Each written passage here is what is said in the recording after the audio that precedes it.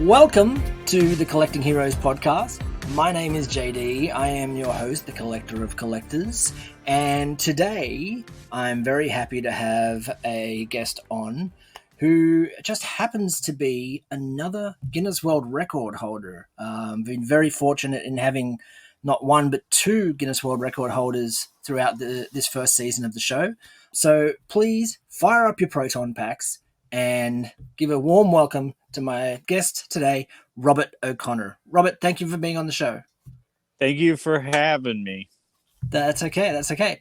Now, I mentioned that you are a Guinness World Record holder for particularly, and people might have picked this up when I said the proton packs, for Ghostbusters. Now, we can talk about the Guinness World Record soon, but as someone who has listened to my podcast, as you mentioned to me earlier, when we were talking before I started recording, you know that the way I like to probably start this conversation off is to find out a little bit of history of you and how did you come to love Ghostbusters. So if you could just walk us through that journey, how did you, or when did you become a Ghostbusters fan?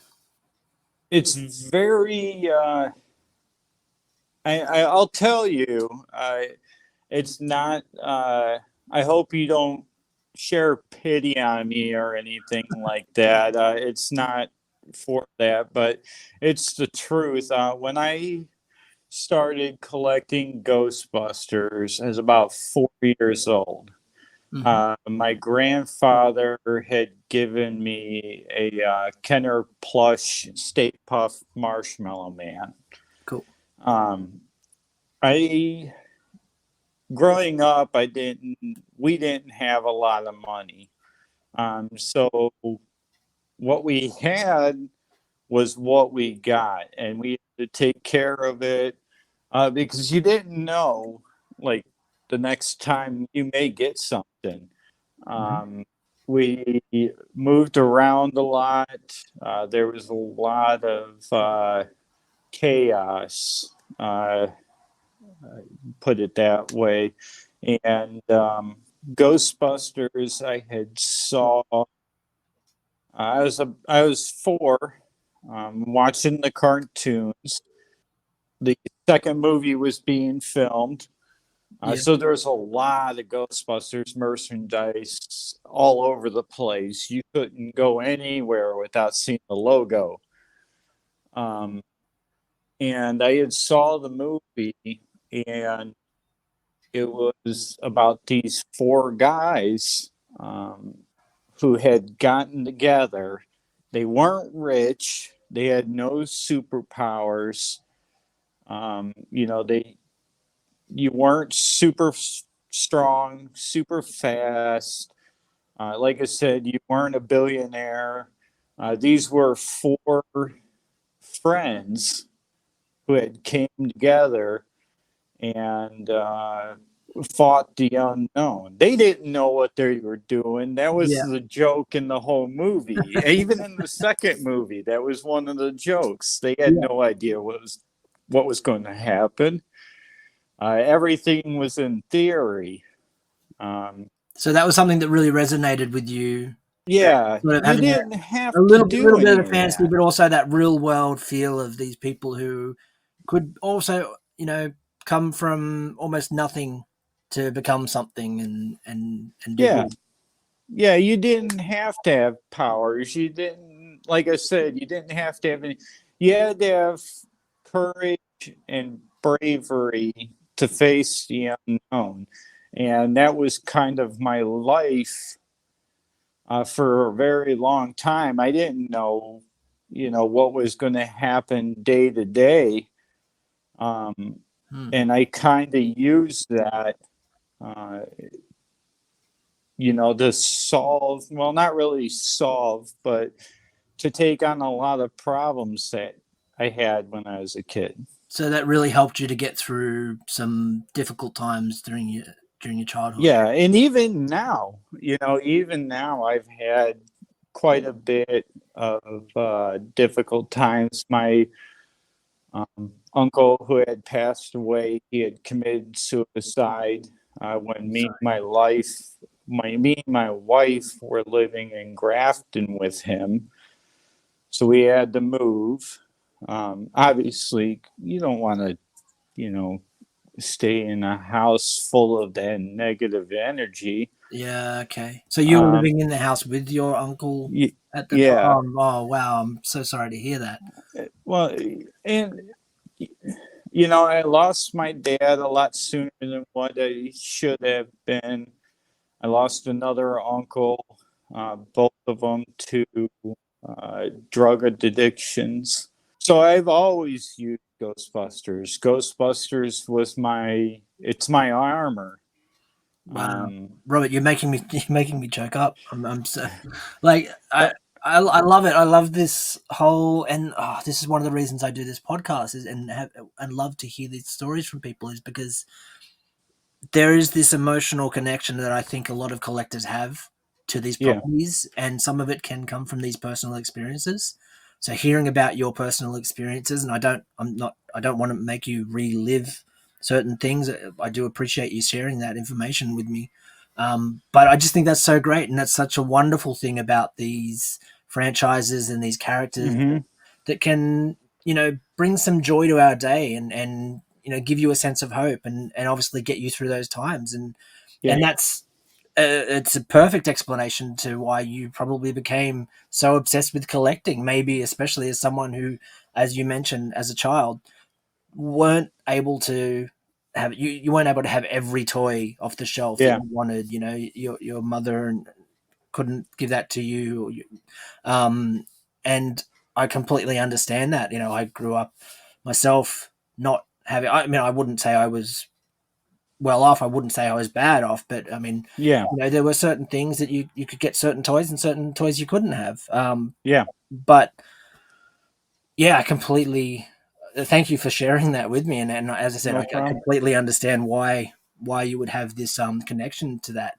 You know, growing up, it was even now, it's still really difficult. You know, I have PTSD, OCD.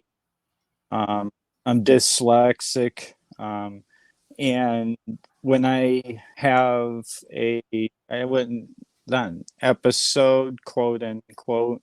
Hmm. But I come in here and I look around and I Calms you have a down. lot of pictures hanging up of friends and some of the celebrities that I've met, and it helps center me. And like I said, it's my armor. You know, I'm Yeah. wearing a Ghostbuster shirt right now, and it helps. It helps, and I'm sure you can relate with Batman. You know, Batman didn't have the greatest of times, Yeah.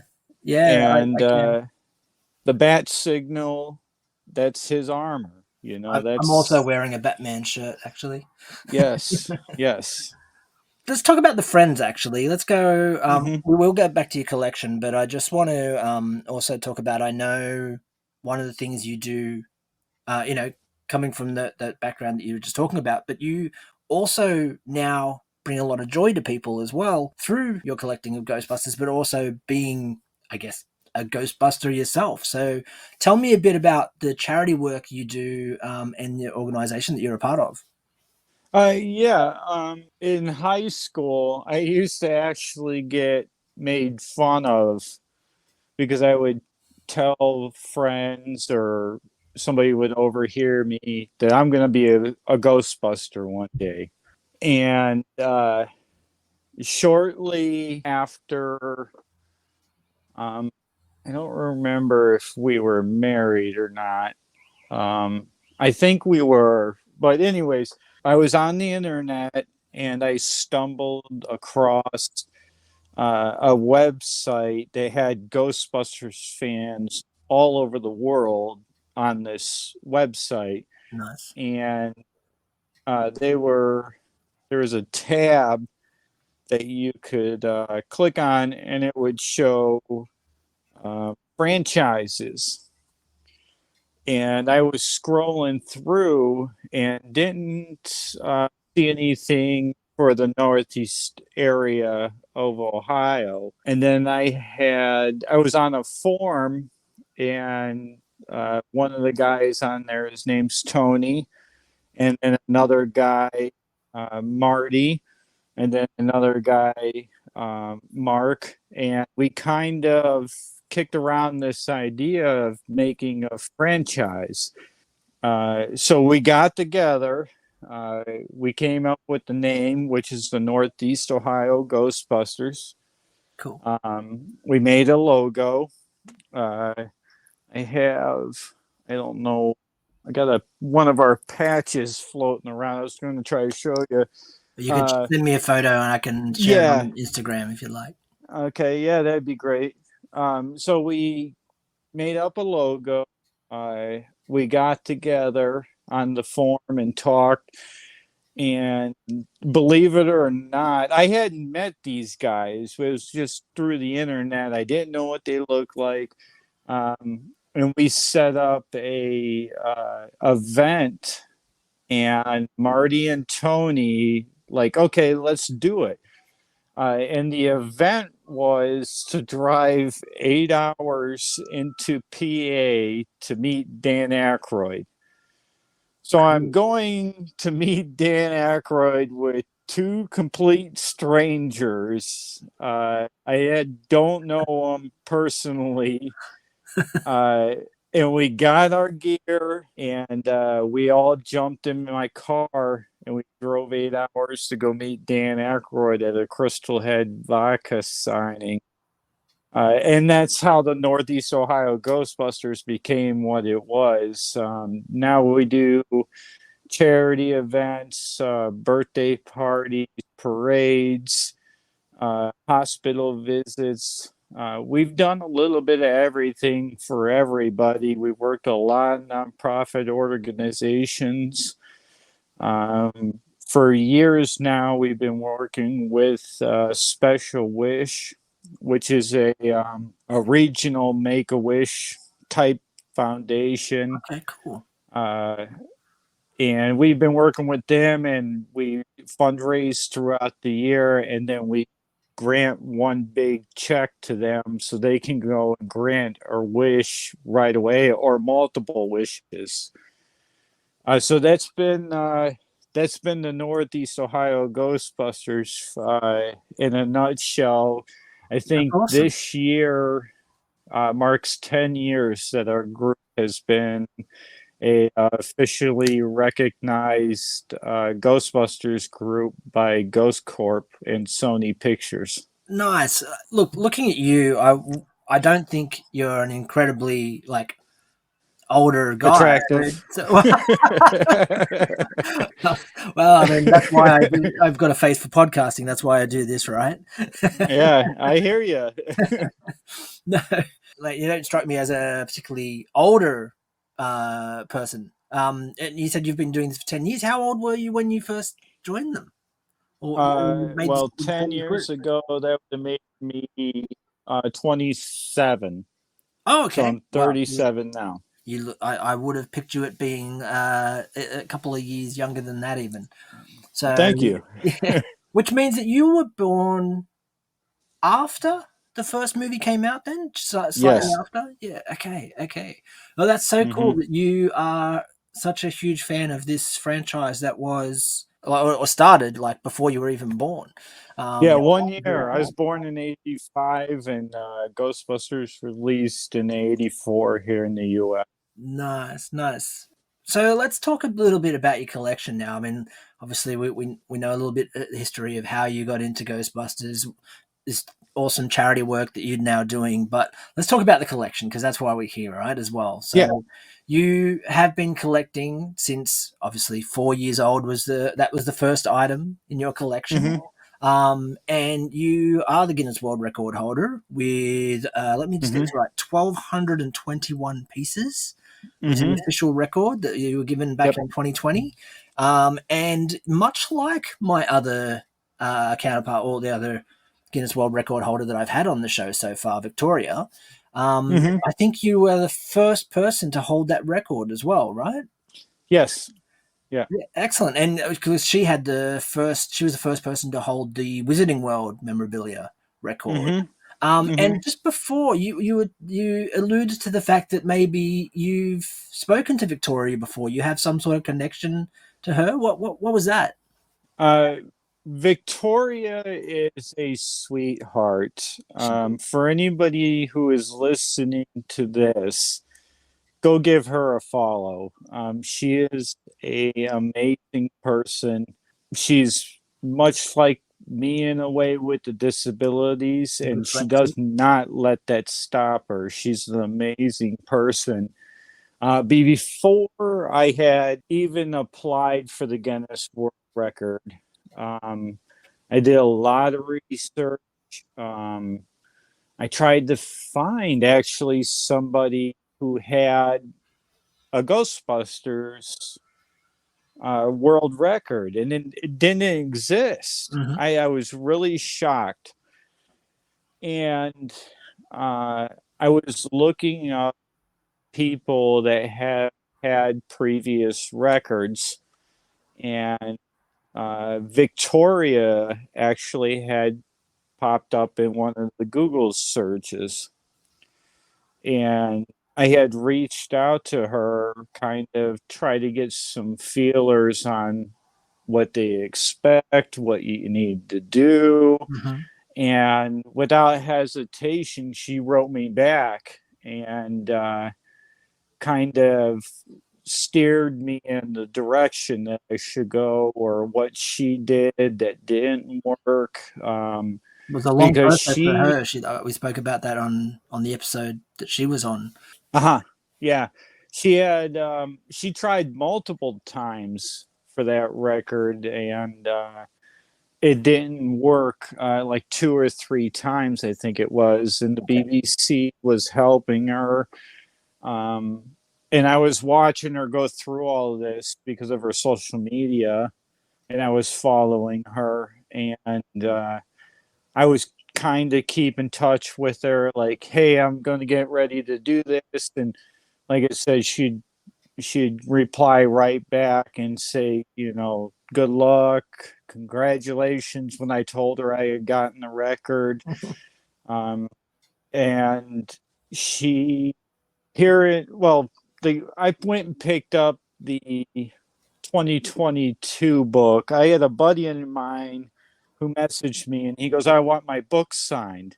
Yeah. And I said, I was like, oh, okay, what book did you get? Who do you want signing it? I was thinking like maybe Bruce Campbell or something along that line. And he sent me a photo, and it's me in the book. And I was like, I literally, I was working on my car, and because I'm a gearhead too, but I would drop literally everything, pushed my car into the garage, got my keys, ran up to Target, found the book, flipped to the page, and there I am. Wow. I didn't even know I had made the book. That's cool. And after I got done freaking out that it was in the book, I was sifting through it, and I had saw a photo of Victoria. Mm-hmm. So I sent her a message, sent her a photo, and I said, congratulations on making the book again. And she goes, what book is this? And I said, it's the 2022 Guinness book. And she goes, oh my God, and she went on Amazon, ordered it right there, and then sent me a message. She goes, I got it. She goes, it's really cool. She didn't think that she would make the book again, because I think somebody else had gotten the record Yeah, in she has. between that. Also from Wales, another Yeah. someone Nicole Lewis. I forget her name now, off the top of my head. Tracy Nicole Lewis. Okay. She now has the record with over 5,000 pieces, Wow. and she That's apparently amazing. lives less than an hour, like Oh, wow. That's from cool. where Victoria is. You're That's right. awesome. She is such a lovely person. Yes. And she's when I asked her to be on the show, she was so gracious in immediately being like, I would love to be on the show. Yeah. And also when we had issues with recording, as you may have heard, because I think you said you Yeah. listened to the episode, she was really gracious in giving me her time back. And for the listeners who may have listened to that episode already as well, I actually recently got the chance to meet her. I was actually in London and got the chance to meet her, and she was just as lovely in person. It was amazing. And yeah, I can just imagine exactly how helpful she was and how supportive she was during that period. She was great. I actually looked at shipping my Guinness book to her to have it signed, but it's just so expensive. So I couldn't justify it. Maybe I'll write her a letter and just have her sign the letter or I'll tell something you and what. mail it After back. the show's done recording, maybe we can chat about it. Maybe I can help you out there because I think it's so great that the two of you have been on the show. Maybe I can help to facilitate something like that. But we can talk That about is that offline. that's actually how I found your Instagram, was through her. She had posted it in her Oh stories. yeah. And I was like, oh, okay. So I was sifting through and looking, and I was like, this is really cool. This looks like a lot of fun. And then I had tagged you in one of my photos, and you had replied back Correct. like, hey, do you want, it's like, oh yeah, that'd be Oh, great. So I I didn't know that listened that's how you to, found me. yeah. Right? Okay, great. I had no idea. See, I had a Prior to good recording this, story to tell you about Victoria. wow, yeah. She's the whole reason for this. Wow. Okay. Wow. Victoria, if you're listening, thank you. Yeah, that's amazing. I had no idea that's how you found me. That's really cool. That's really cool. Let's talk again about let's keep talking about the collection. So like 1,200 pieces. How do you go about like storing those? Like with where you live? Like so, you've got a dedicated room. I see. Yeah. For that, I've got the back cave here where I live, where most of my things live. Yours is a dedicated room, and from what you said to me earlier, the wife likes you to keep that sort of contained. Not many pieces make it out of the room. Is that correct? Yeah, there's very few pieces that actually make it out of this room. Uh, it's funny that you call it's contained, because it kind of is the containment unit. Most everything stays in here. I actually, in my collection, despite the world record being at 1,221, I actually have probably somewhere around 4 to 5 thousand items. Wow, jeez. They there's some things that uh, collectors consider memorabilia, and there's things that Guinness considers memorabilia. Well, So official pieces, right? It needs to be officially yeah, branded and things like that. there's a lot of um, there's a lot of hoops and paperwork that you have to go through. Um, so like I have like doubles don't count. There's a lot of, like I said, it's not all cut and dry when it comes to Guinness and all of their requirements. But everything stays for the most part in this room. Mine, I have a couple signed LPs. Anytime me and my wife go to a convention or we go to meet somebody, I try to have them sign a laser disc or a LP cover. That way I can frame it and we hang them up in the house. Yeah, they're perfect for that. Yeah, and they look really cool. They got a cool story. It's something that, when friends come over, it's like, that is so cool. And then you can tell them the story. So that's what we try to do. But yeah, everything stays in this room. It's very cluttered at times. Well, most collectors, especially with large scale collections, it's hard to keep things tidy. It's a Yes, ongoing process in storing, and always. displaying, and dusting, and all that sort of stuff. Like the Mm-hmm. actually, let me also go back. There's something that another listener recently mentioned to me that they thought I should potentially ask, and I thought it'd be a good one to ask you, as someone All right. who might not be as well off, or like who grew up not being as well off and not being able to collect every toy you ever wanted. Mm-hmm. with your collection, do you have a sort of, is there a budget that you need to sort of stick to for items? Do you tend to have like, I put away a certain amount per month, or I can only spend a certain amount per item? How long does it take you to amass this, and sort of what sort of cost is it? Well, I've been collecting for a little bit. I was four when I first got my item. So I've been collecting since there, so over 30 years. And believe it or not, 90% of the items that I have are bought on a budget between $5 and $15. Wow. Wow.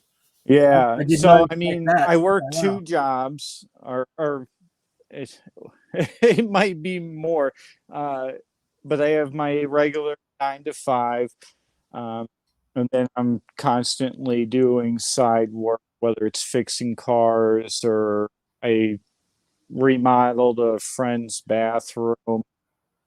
So I do a little bit of everything on the side, and I make a little bit extra money. 70% of that has to go to the wife. And But she then the pays the other bills, right? She pays 30%. she pays the mortgage and the bills, the rent, Yeah. everything. Yeah. So, but yeah, my collection's based off of between $5 and $15, maybe $20 here and there. I don't just go dump a lot of money. The most expensive thing that I've ever purchased at once would be um, the Kenner Ectoglows that I have on card. I bought those off my buddy Mark, who's in the Ghostbusters group with me, Mhm. for $250 at the time. And they're like a rare item. Like they're really like a collectible item for most Ghostbusters collector, right? Uh, yeah, most Ghostbusters, I don't know if you would consider them like a holy grail, but I mean, a lot of collectors do. Mine are on card, they're unpunched, which means they've never seen a peg in the store.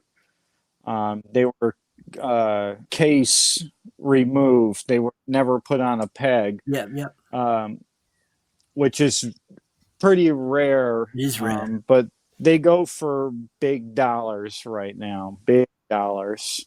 Wow. $5 to $15. I can't. I think that's an amazing number to be able to stick to a budget like that, and I think it's a great thing for anyone listening to this who's maybe thinking of collecting or who is collecting themselves, who might be stringing together, a small budget, to know that Yeah, you can amass a wonderful collection. And I tell you what, like looking at your collection in the background, and you gave me a little quick tour prior to us yeah. recording. It's an amazing collection. Like, I did Thank not you. expect you to have such a small budget for most of those items. How Yeah. do you go about sourcing those? Would they be like, would eBay be where you would go mostly, or through the groups and people that you know? Um, I I try to stay off of eBay and Amazon, and there's a couple other ones. Um, I try to stay local. I try to deal with local toy hunters, local Mhm, businesses, mhm. local comic shops. Nice. Um, eBay has not been a huge thing since COVID. Since COVID is hit, I do a little bit more online shopping. Mhm. As much as I would like to stick to the local comic book shops I and guess you're stuff. competing against a lot more collectors around, and that drives the price up, makes it harder to stick to that budget. Yeah, it does. It sucks. There's really no other word for it. Like Hasbro has, they raised their prices on all their figures, not once but twice. Mm, They're like $31 and some change now for okay. some of the Hasbro figures, which they were $20 2 years ago. Okay. So there's been, the market is so overinflated, between people not It takes you a little working. little longer to collect those items, and obviously. Yeah. So, and with, unfortunately, with Ghostbusters, it hit, um, Ghostbusters Afterlife was supposed to be released in July, actually on my dad's birthday, July 10th, which is one reason why Afterlife means a ton to me and the success of it. Um, Amazing. and it was in this weird place because it got delayed. And then you see some of the merchandise drop, but then it was taken away. And then they're like, another release date. And they're like, oh, here's other stuff. And then they're like, no, we're not doing it now because the movie's been pushed back Yeah, again. it did get pushed back a couple times, didn't it? Yeah. So with Afterlife, it was really weird collecting stuff because you would see like one or two things pop up, and then you see massive truckloads of something being dumped, and then you'll find, one or two things, and then something else would just be like, they would just unload and there'd be so much of it. It's a weird place for Afterlife. Like, they were supposed to have Ghostbuster Afterlife Twinkies, which I was excited for. And about 3 months before the current release, I was at my local grocery store and I had saw the display for the Ghostbusters Afterlife Twinkies, and I ran over to the display, and they're all regular Twinkies. And I'm like, Wasn't there supposed to be a blue one? Did I see that right? It's yeah, like a blue cream or something like that. yeah. 'Cause I So I remember seeing had, some of these things online advertised as well. Because yeah, I love some of that food stuff. they were supposed to do like a muncher themed Twinkie. Of course, we didn't know the monsters or the ghost's name at the time. But it was a blue cream filled Yeah, that's Twinkie. what I thought. Yeah. And I saw the display and I ran to the manager and I was like, please, you gotta let me have it. He goes, if you can find a shelf to put the Twinkies on, you can have it. So I unloaded, I cleared out this nice space right next to all the sweets, and I stuffed all the Twinkie boxes in there. Cool. And I took the display and I put it in my cart. That And sounds I like pushed something I it. would have done. Like it's kind of Yeah, a Batman display or something like that. You can actually see in the background. For exactly. me, I have a large cardboard cutout Okay. Batman, Yeah, I see and him. that one's actually from the Batman vs Superman movie. It says Uh Team huh. Batman at the bottom of it, That's and that was cool. something that originally I had to sort of beg and plead to get from the store, because it was supposed to go back to Warner Brothers. Yeah, you had you mentioned that they put your name on it, and Yeah, yeah. you're I've hoping spoken for them to about that call before. you. Yeah, correct. Yeah, Yeah. That's really that's cool. That's cool. really cool. And I know that a large part of your, well, not I don't know how much large, but I know there is a chunk of your collection that is food and novelty themed. So I Yeah. imagine that was a really cool item for you to get for your collection. Yeah, I put all my Ghostbuster Afterlife cereal on it. I don't Nice. really have a spot for it per se. It's just sitting there, and I have my Ghostbusters Afterlife poster sitting in front of that because I don't have anywhere to hang that just yet. So, Space is the enemy of all collectors. it is. It is. Robert, I want to wrap this up shortly because I don't want to take too much of your time, and also, I try to keep these condensed to a Yeah. certain time. You did mention again at the start, before we started recording, that you had listened to a few episodes and that you were Uh huh. aware that I occasionally do throw a quiz out there for Uh people. huh. And I Uh huh. did actually, for you, I did come up with a quiz as well. So All right. I think let's do it. I think let's go through the Let's quiz. see how bad I am with this. I think I like to think most of these are kind of easy to medium sort of level questions. Okay. Maybe, Well, as maybe long as towards it the end, it might get a has little tougher. nothing to do with the reboot, I should be good. Because I don't. Definitely. Yeah, I've not, I'm not I've even not, I've gonna. not included the reboot. We don't talk Good. about the reboot. It's not part of the canon, Yes. right? Yes. Good Um, man. all right. So let's dive into it then. I've All got right. 5 questions for you. Okay. We'll start with a nice, easy one off the bat. Question number 1. Hope so. Can you name all 4 Ghostbusters from the original movie? Yeah, that's Raymond Stantz, Egon Spengler, Peter Venkman, and Winston Zeddemore. Yes. Ding, ding, ding. Perfect. Nice, easy one just to get you warmed up there. It Number works. 2. Who directed the first 2 original films in 84 and 89? Ivan Reitman. Perfect. And for a bonus point, Okay. his son Mm-hmm. directed Afterlife. What's his son's Uh-huh. name? Jason Reitman. Yeah, perfect. Ding, ding, ding, ding. And Thank you. we won't have any spoilers, but I did love what Jason did in that film, especially towards the end. Yes. I won't mention it for anyone who hasn't seen the movie. I won't say anything more, but I Grab a love tissue box before you go. yeah, for those deeper connected like that love the franchise, definitely there's definitely some cool moments. All Mm-hmm. right, number 3. What is the name of the fire station in New York that was Ghostbusters HQ? Yeah, it's Hook and Ladder. Hook and Ladder. Number Yeah. 8. Aha, perfect. Ding, ding, ding. I was Yes. about to say, do you know the number? Number 8. I actually was in New York in 2020, and that was one of the places I wanted to visit. I didn't get a chance, unfortunately. Oh, So if I go back man. to New York, I definitely want to go and visit Yes. a photo there. Yes.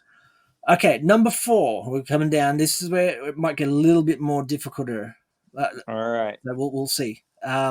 What is the number on the "We're Ready to Believe You" advertisement? Oh, that's. The phone number.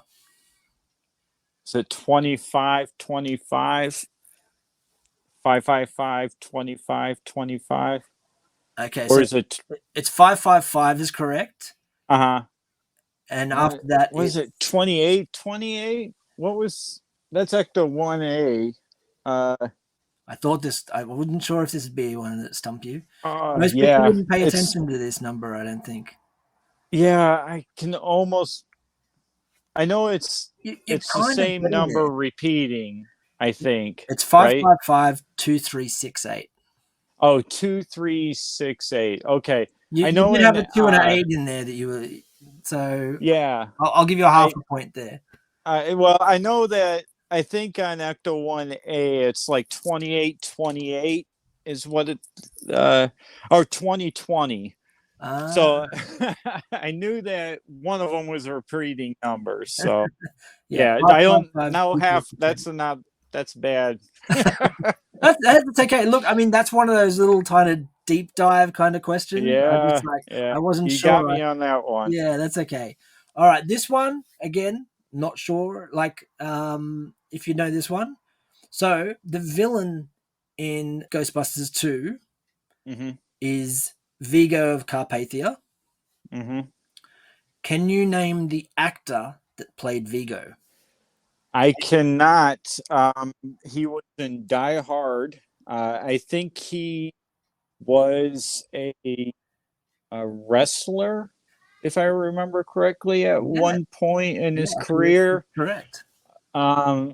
I do not remember his name. I know they had a voiceover actor redo all of his lines, kind of like Darth Vader. Yep.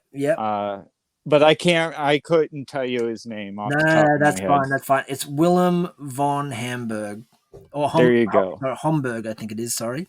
I'll throw in a little bit of a extra little thing. I don't know if you know, but the twins in Ghostbusters 2 that played Oscar, there were twins that played the baby. Yep. They are the nephews. So their uncle is John Denver, who is a popular country singer. Yeah, I know John Denver. Yeah. Yeah, those are his nephews. Oh, cool, cool.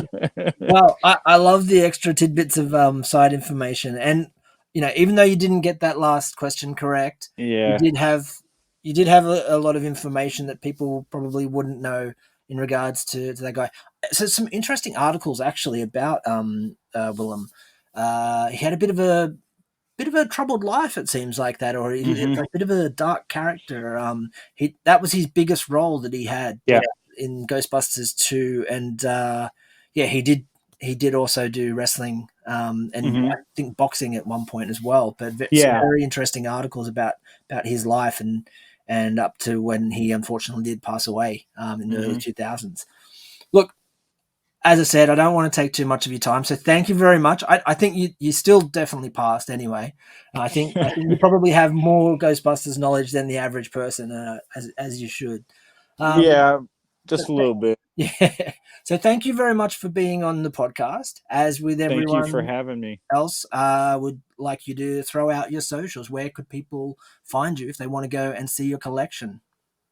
Well, there's a couple places. You can go on Facebook and just type in Robert O'Connor. It's O'Connor, or Instagram, just Robert O'Connor 111. And then my email is Bobby22_8 at hotmail.com. And I'm doing trying to get into public speaking as well, to share some of my experiences with life and Guinness and collecting and dealing with some of those things. So you can always look at my Facebook, Instagram, or email to see. I do memorabilia Mondays on my Facebook and Instagram, where I take one item and I show it off and talk about it a little bit. Cool. Well, I definitely think people should go and check that out, especially anyone who's a Ghostbusters fan. Please go and follow Robert. I thank you very much for being on the show. I've had a great time chatting to you. And after we finish recording, we will continue to talk about Victoria, and maybe we can work something out with the getting this Guinness World Record book for you. That would be great. And if you ever want me back on, you know who to call. I do. Thanks, Robert. Thank you. If you liked the episode, please consider following or subscribing wherever you listen to your podcasts. You can also join me on Instagram at Collecting Heroes, where you can see photos of the collections of the people that I'm talking to, as well as some of my own.